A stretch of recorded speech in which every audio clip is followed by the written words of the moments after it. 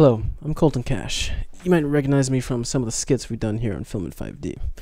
Now, you're probably looking at the screen with a bit of a puzzled look on your face, and that's because we normally don't start the show this way, but I can assure you we have a very good reason for this. Or perhaps I should say, a bad circumstance, because right now in San Diego, Thursday, we're experiencing a pretty big blackout. And essentially what this blackout means for us is that we have no lighting for our green screen. Our equipment is all on batteries right now, even this light, mic, and that camera. So unfortunately, I'm probably going to have to cut this short and sweet. I know this is going to pain millions of fans out there, and, you know, it hurts me too. But this needs to be said. We are not going to be able to film our episode this week. I'm just kidding, guys. I mean, we're FilmIn5D. We're not like any of those other film shows. I mean, even though I haven't even created the music for the skit this week, and I'm not too sure where we're going to get the power from. I mean, maybe we'll rent some sort of gas-powered generator, or, I don't know, get the government to lend us some sort of nuclear-powered thing. We'll find a way to get it done. We're not really ones to make up lame excuses like a hurricane or some random family death or even broken bones. I mean, Aaron even broke his arm in like 3 different places last week, and he still filmed, so I don't know. The point is that we started this show with the goal to, you know, produce an episode every Monday, and we aim to stick with that. So, with that, take it away, Aaron. Welcome to FilmIn5D, show about everything film and the 5D Mark II. I'm your host, Aaron Hammock. This week, we show you how to build a DIY Steadycam for under $25.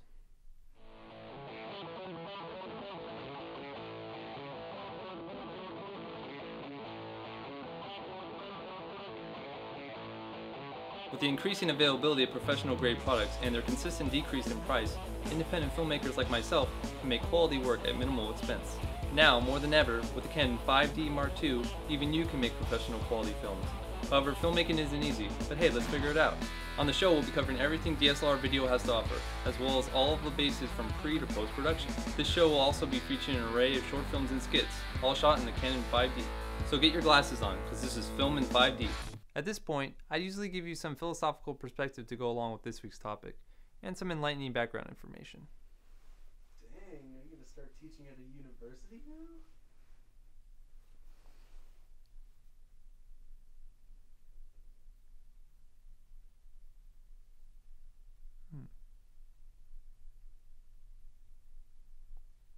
But this week we're just making a simple Steadicam build that we found online.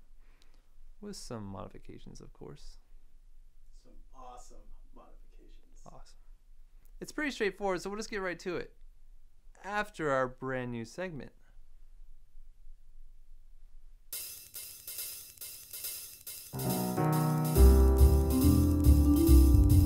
Welcome to Behind the Frames. We will be taking you behind the scenes with your favorite actors and actresses, bringing you never before heard stories of what happens on a film set when the camera is off. I'm your host for this segment, Cassandra. Today, we're extremely excited to be interviewing Mel Gibson. How are you doing today, Mr. Gibson? Please, call me Mel. Oh, well, okay then. How are you doing today, Mel? I don't love you! Sorry, I have these tics. Apologize. That's alright, Mr. Gibson. Please, call me Mel. So, do you have any exciting stories to tell us from behind the frames? Do you like women? Excuse me? Do you like women? I hate them. Bitches be tripping. Okay, do you have any information that you'd like to share with the audience about your experience in movies? I'm not actually in movies, I direct them. Right. Mr. Gibson is both an actor and a director. Quite the amazing feat. Shut up! Shut up! Apologies. I have issues. Well, if you don't mind, I'd like to ask you about your experiences both in front and behind the camera. But... Please leave your personal problems to another show. Yes, ma'am. You've had quite the career, Mr. Gibson. Lethal Weapon, Maverick, The Patriot, the list goes on and on. You've also had some success being a director with Braveheart, The Passion of the Christ, and Apocalypto. Fun times. But what I don't understand, and I'm sure a lot of the audience would like to know, is why the long hiatus from acting after the film Signs? I'm not sure what you're referring to. Well, after Signs failed miserably in the eyes of many critics. Shut the hell up, you Get your facts straight. I was never in a movie called Signs. Actually, sir, you were. No. Really? No comment. Is there anything you'd like to tell us about being on that film? Anything particularly interesting happen on set? What was it like to work with M. Night Shyamalan? I'm not racist! What does that have to do with the question? Why are you asking me all these questions? You came here to be interviewed. We were hoping that you would provide us with some behind-the-scenes information. I don't want to do this anymore. You haven't even done anything yet. Can we be done? Please? You know what? Fine. I can't handle this anymore. Well, that's it for this week's Behind the Frames segment. Hopefully next time we can get you an actual in-depth look behind the scenes. But until then... Can I say one more thing? What? Freedom! We'll see you next week. Alright, so glide cams that you can find that are the right size for DSLRs cost around $500.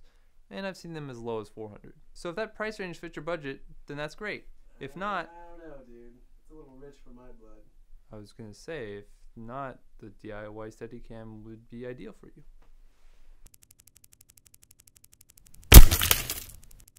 The principal design of most DIY Steadicams is the same as the expensive glide cams.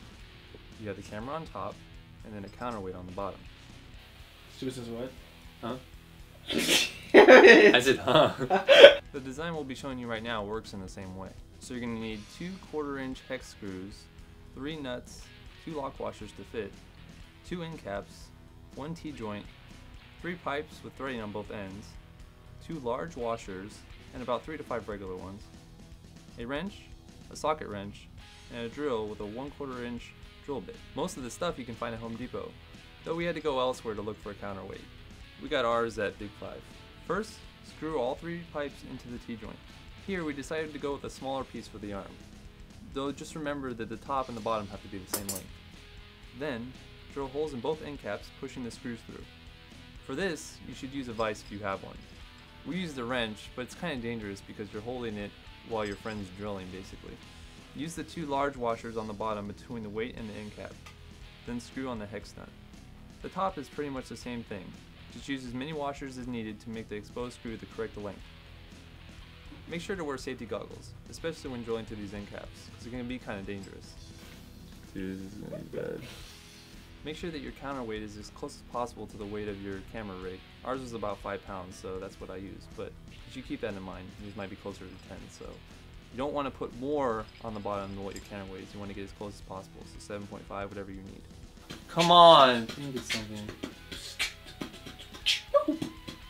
And you're good to go. So here's some test footage without the Steadicam and with the Steadicam.